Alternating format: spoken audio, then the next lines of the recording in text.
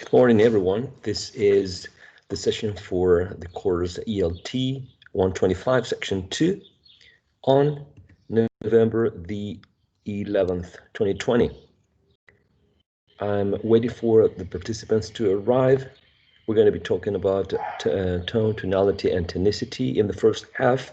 The idea is to go over some exercises so that we can connect with the previous knowledge, with the previous activities that were done before the recess, and then we can move on to features of connected speech. Good morning, Amaya.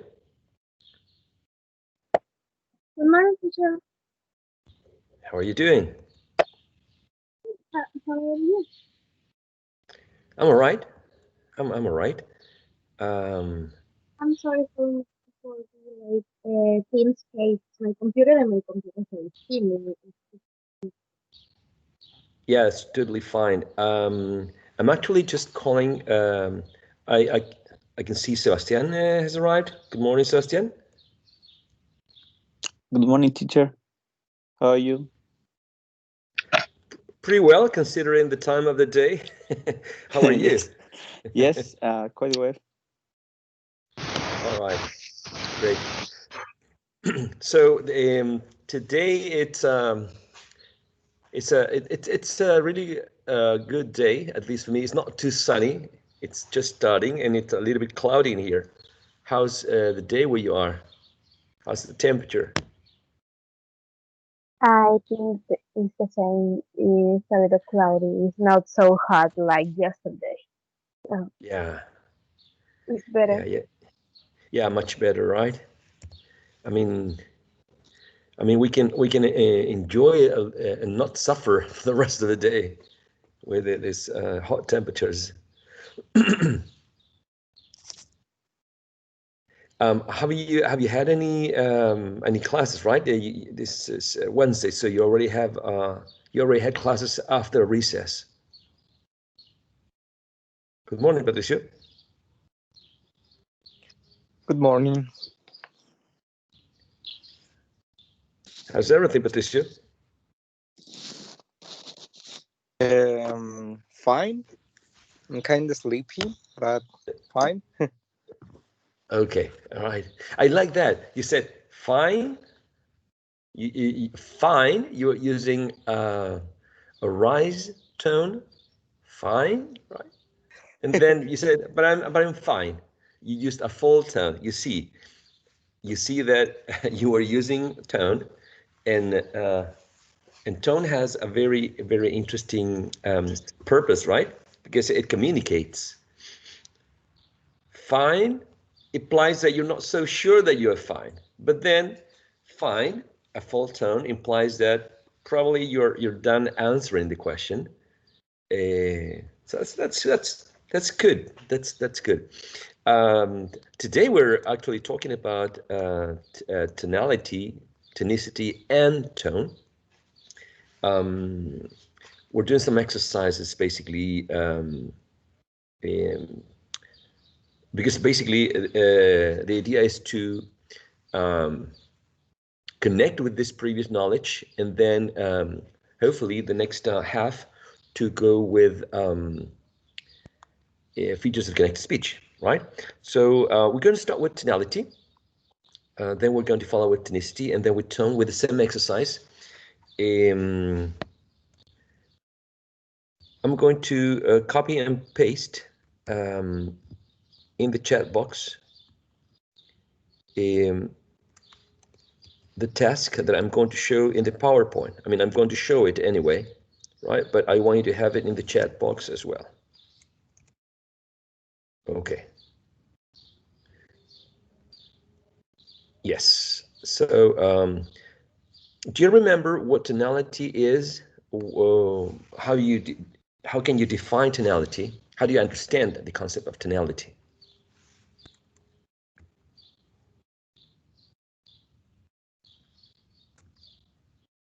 Any idea that comes to your mind that pops? Separation. Separation, of yes. the speech. Yes, separation of the speech. Excellent.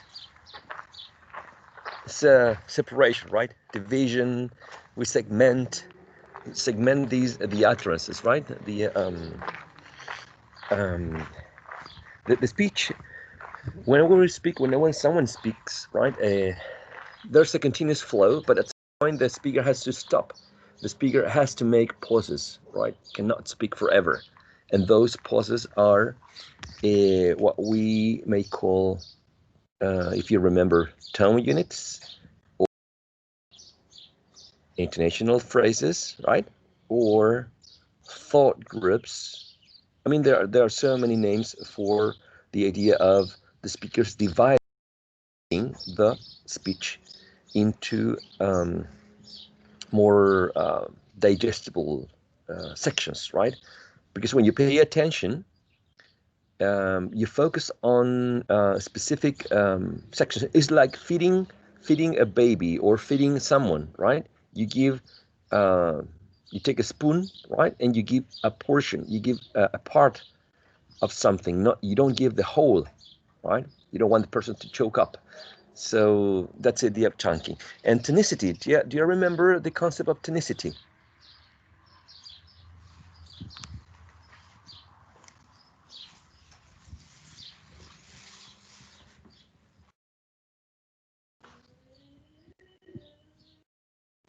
Mm,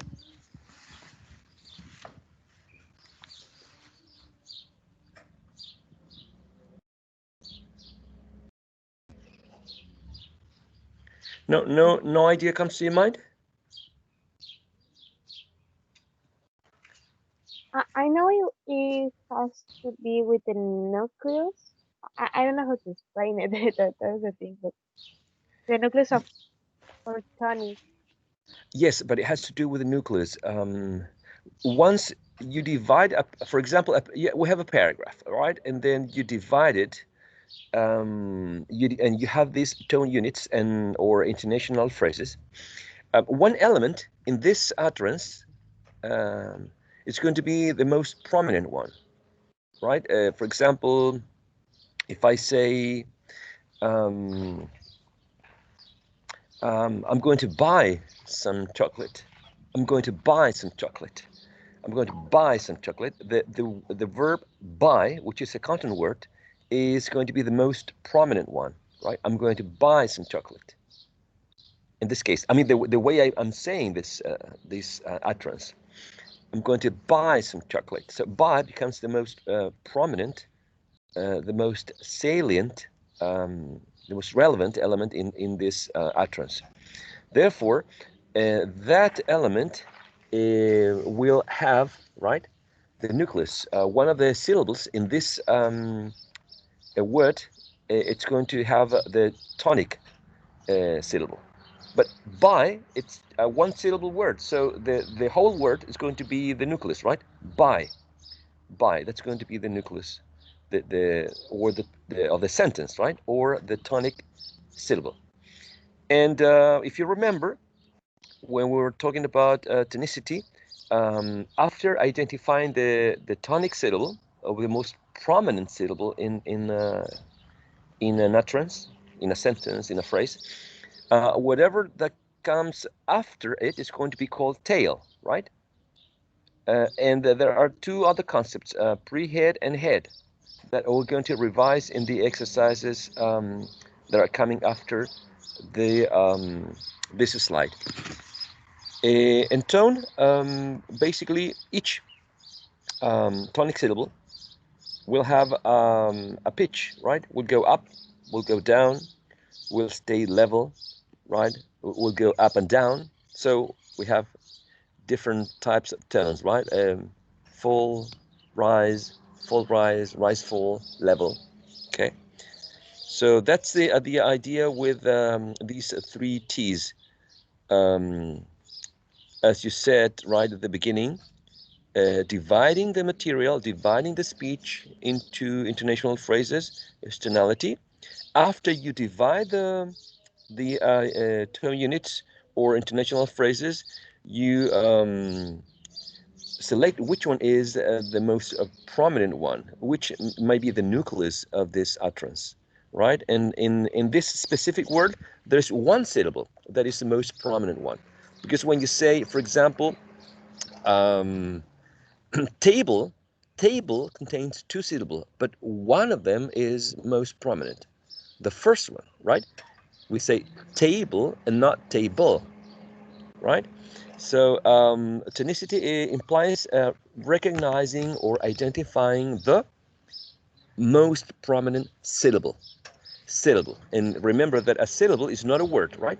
A syllable contains a nucleus, always a vowel sound, and consonant sounds might be optional.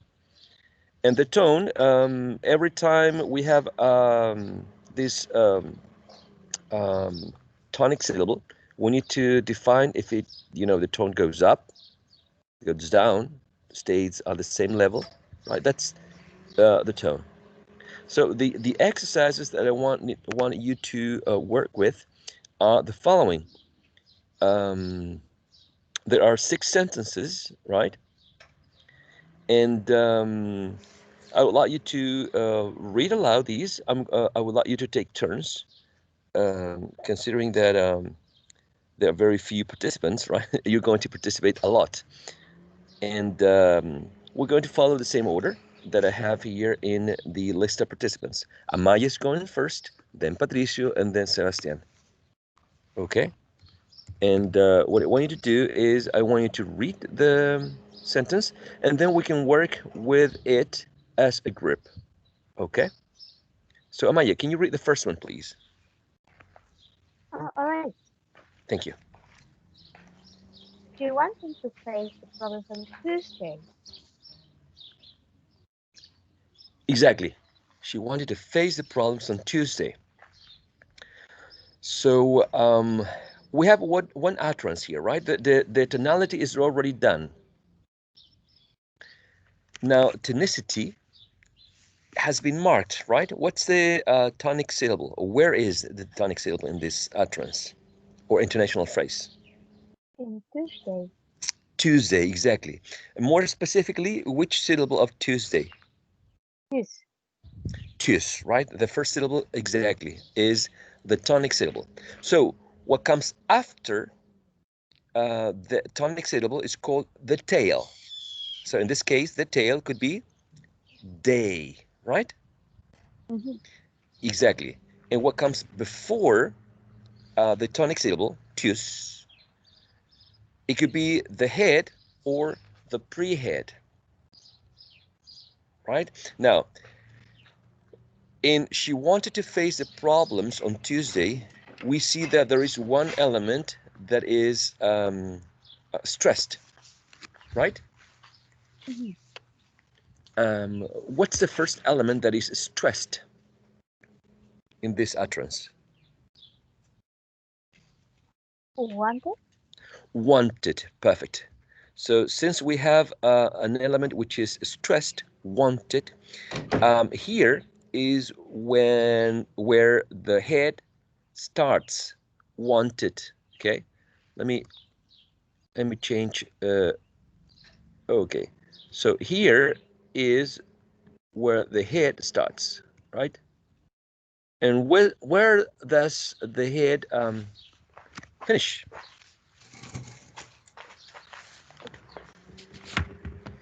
It ends right before the tonic syllable. So that's going to be a tonic syllable, and this is going to be the tail. And what comes before the head, it's going to be called? Pre-head. Perfect, the pre-head.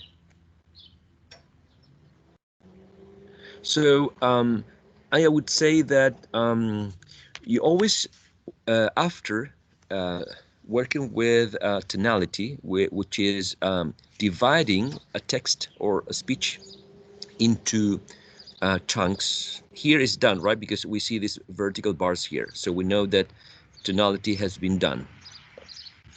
Then the tonicity has to do with identifying the tonic syllable.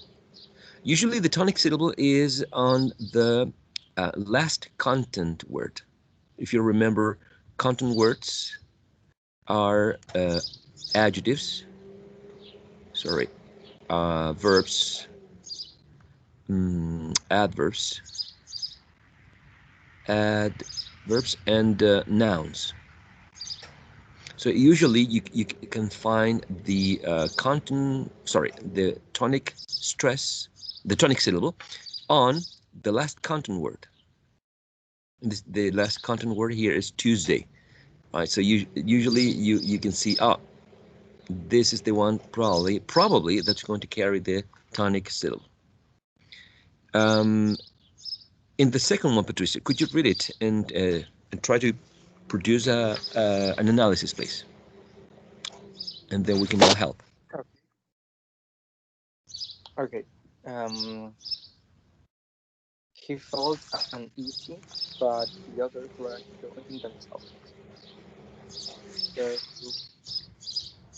the tonic syllable will be self, I think. Okay, all right. So the tonic syllable is going to be selves. Perfect. And there is no tail, but I don't know if it's possible that the head could be so long. I mean, from felt until them. Right. Now, in number 2, I would like you to pay attention to the vertical bars. Do you see the vertical bars in number 2? Yes. Okay, so what does that tell you? Yes. Yeah, maybe we have more than one tonic syllable. Right, because we see the first vertical bar here before he, and then we have one vertical bar after easy. So that is telling you that there's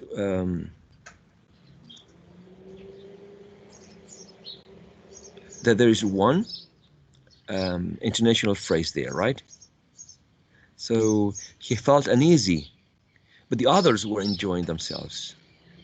He felt uneasy, but the other were enjoying themselves. So this utterance could be read like that. He felt uneasy, pause, but the others were enjoying themselves. Or you could read this as he felt uneasy, but the other ones were enjoying themselves. So you can make a pause or not, depending on you as a speaker. Do you think this should have a pause or not really?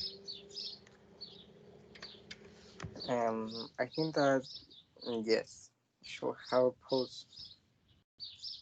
Okay, so if there should be a pause here, he felt uneasy, that's going to be the first intonational phrase or tone unit. So in this section, he felt uneasy, you need to identify the tonic syllable because there's one tonic syllable for each intonational phrase. There cannot be 2, 3, or 4, only one. So in he felt uneasy. Yes. I think that is felt. Okay, so you have to really like he felt uneasy, right? He felt uneasy, and not he felt uneasy. Yes, he felt uneasy. So I'm going to underline the tonic syllable that you identified. He felt uneasy. So if that is a tonic syllable, what comes before?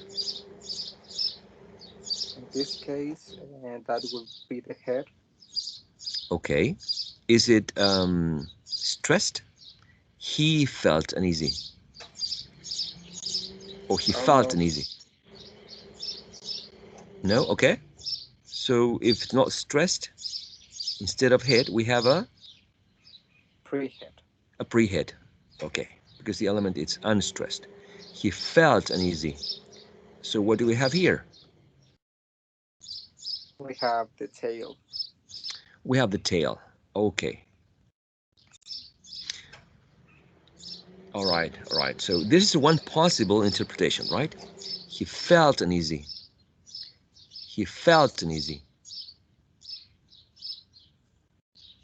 Now, the thing is that uneasy is an adjective, I guess. An easy person. He felt. How it's acting as an adverb, actually. How did he feel? He felt uneasy. In which way? Yeah, he's acting as an adverb. And in general, adverbs are stressed because adjectives, verbs, adverbs, and nouns are content words. In general, we don't have weak forms with them. Content words are always strong forms. And we see that uneasy has this vertical stroke, right? Easy. He felt uneasy. So uneasy is stressed.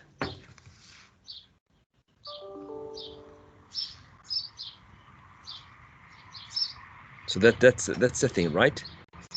So since uneasy is stressed, he felt uneasy. He felt uneasy. That's another possible way to read this aloud. He felt uneasy. He felt uneasy. And so if I read this utterance like that, he felt uneasy. He felt uneasy. What are the changes or the possible changes that we can make to this? He felt uneasy. What do you think? In that case, easy will be the tonic syllable. Okay. Ease would be the tonic syllable.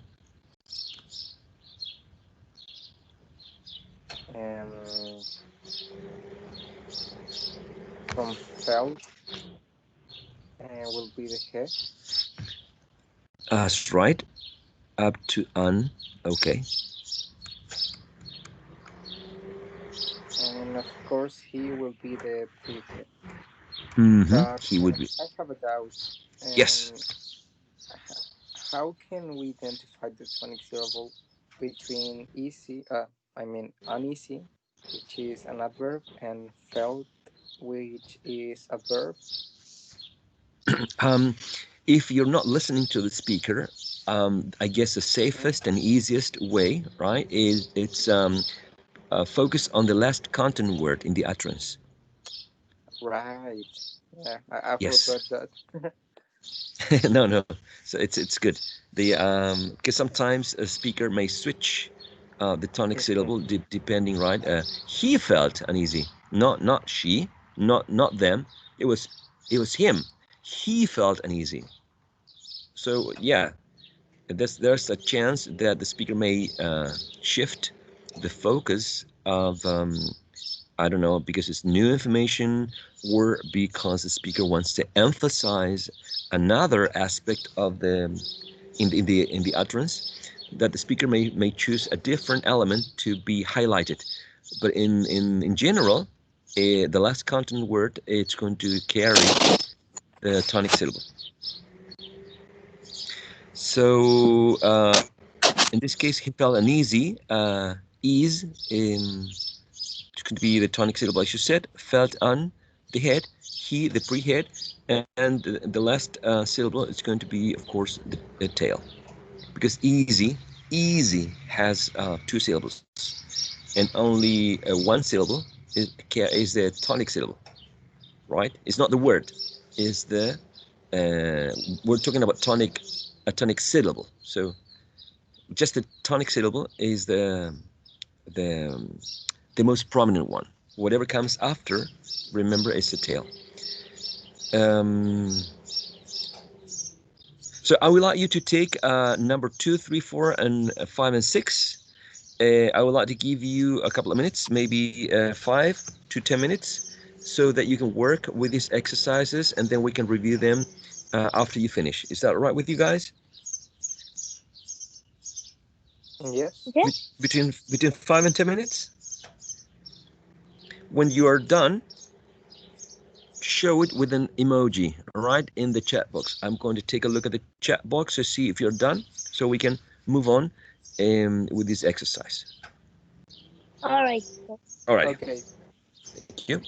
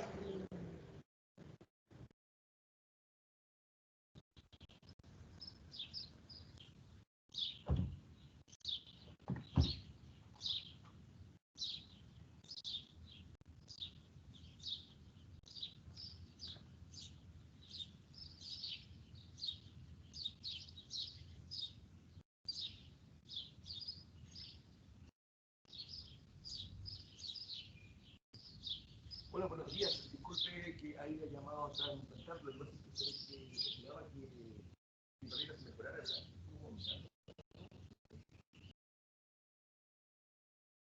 La verdad que no la veo muy bien. Disculpe.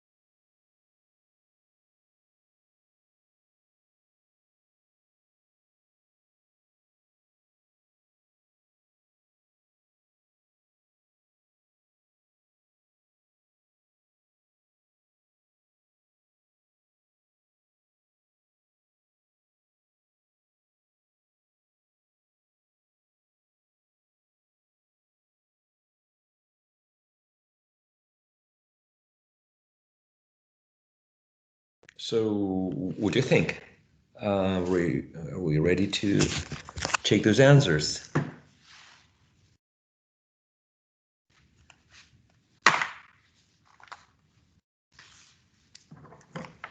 Yeah. Alrighty. Alrighty. Okay, you let me know, and I'm going to be drawing, unless you want to share your screen and you want to show your analysis. What I can do is you can take the lead, and I'm just going to, draw the lines and write pH, H, TS, or T. Sebastian, would you like to maybe choose one of them? The number 4. Excellent. Go for it. No, I think it's the head, and wa, I mean, way is the tonic syllable, but 0A, I think. E is the tail. If I Okay, all right. Let's ask the rest of your classmates. Let's see if there's anything that you want to say about this. I think that the entire word way is the tonic syllable because A is a diphthong, so it should be count as one syllable. Oh yes, you're right. Okay, all right. Okay, so let's get rid of the tail, right? There. Okay, what about the other part? Is it the head? Yes, it is the head. Okay. I don't think so. I think that is Mm-hmm. the pre-head because Okay. we don't have stress in that word. Right. If the international phrase is read no way, no way, no way, we would have a pre-head and a tonic syllable. Right. Right. Because if we make a pause and we say no way, it doesn't make sense, right? And anyway, if we make a pause, no way, it's not going to have the same meaning. No way, no way. Right. So I agree with the no being the pre-head and way the tonic syllable. Um, let's take a look at another one, please. Patricia, would you like to choose one?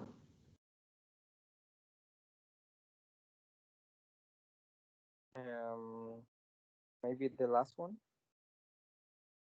or you Perfect. are Go for also it, going please. to the five. Oh, okay.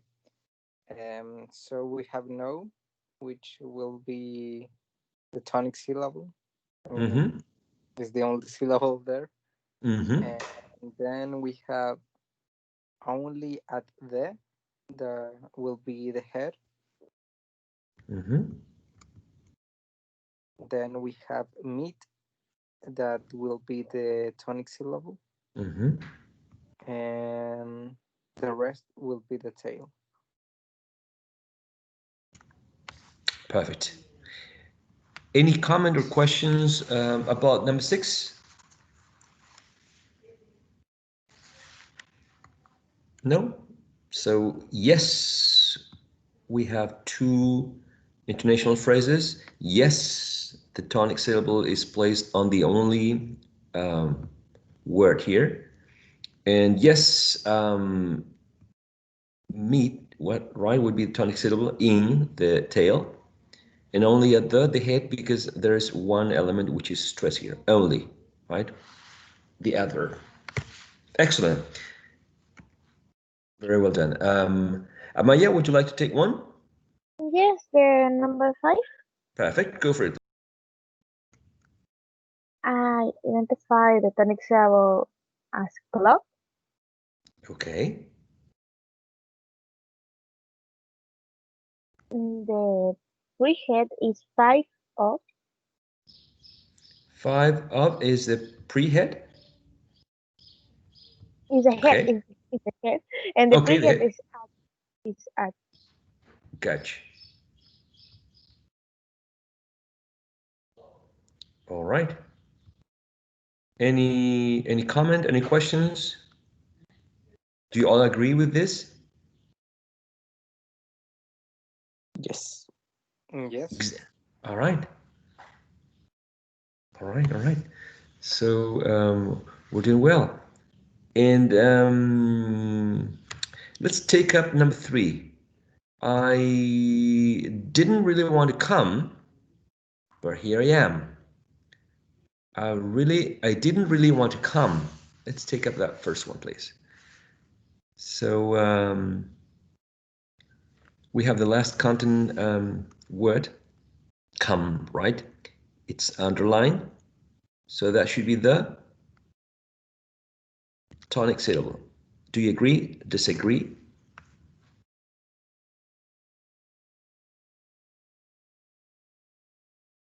Yes. I agree. Okay. And do we have a tail? No. No tail. No. Okay. Do we have a head? Yes. Go Didn't, on. didn't really want to. Okay. Didn't really want to. Perfect. Therefore, The prehead is I. okay. Catch. And finally,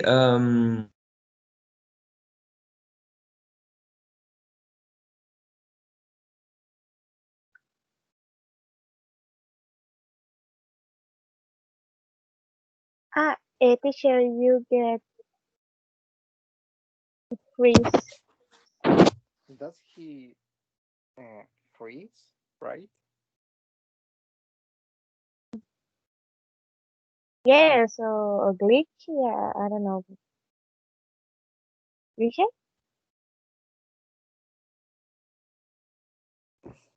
We lost him. No. yes, hello, can you listen to me? Yes. Yes. Okay, it was the battery of my laptop. Sorry, so I got to connect with the cell phone. So let's take up the last exercises. I'm sorry, Amaya, you were saying? Yes. There is another tonic syllable. Is am in Okay. the tree, and I identify uh, here, both here I as a head. I don't know if this is correct. Okay.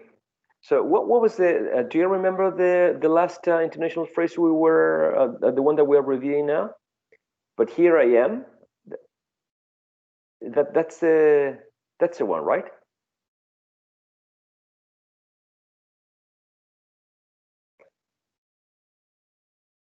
Yes, but here I am is part of the number 3. I really want to come, but here I am. Right. So, but here I am was separated by vertical bars, meaning that that's another international phrase, right? So so number 3 contains actually 2 international phrases. and we're reviewing the last one, right? But here I am. So what's the tonic syllable of the international phrase, but here I am?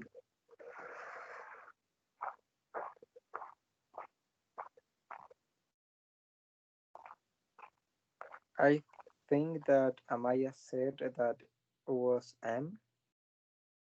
Perfect. Perfect. She And also said that but here I will be the head, but I disagree. I think that is the pre-head. okay.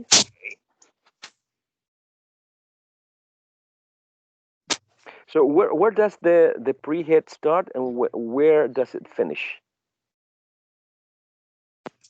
I think that starts in but and ends in I. Okay. What about here? Does it appear as a stressed word?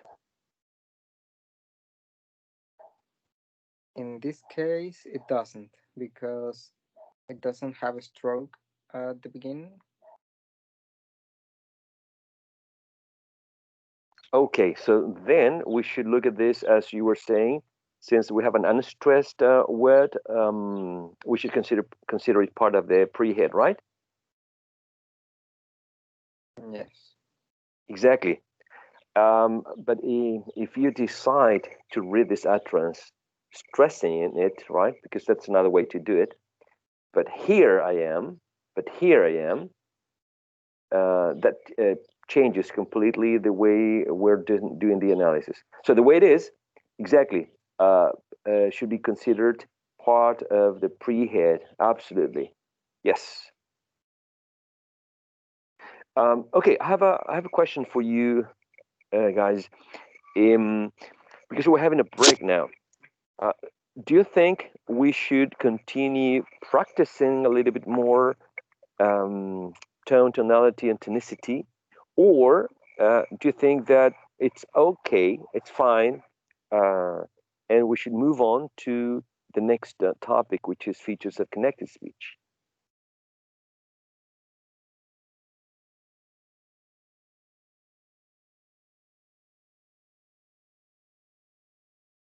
Um, for me, I think that it's fine,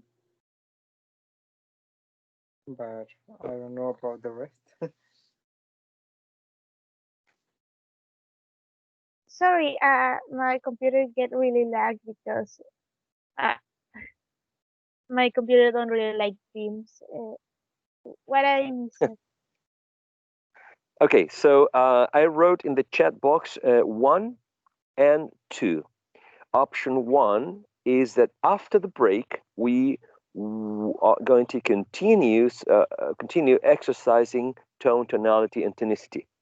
Option 2 means that we are fine with this and we can continue with the next topic, which is features of connected speech, so we can have an introduction to the topic. So click on 1 if you want more exercises on tone, tonality, and tonicity. Click on 2 if you want to move on to the next topic.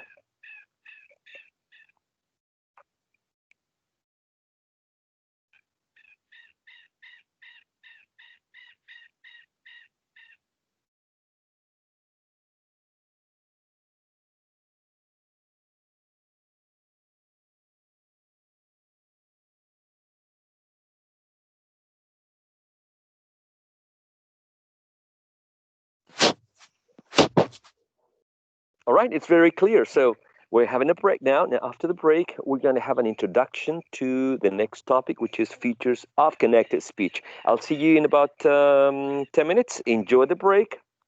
You all take care of yourselves. I'll see you in 10, all right? All right, teacher. Okay, see you.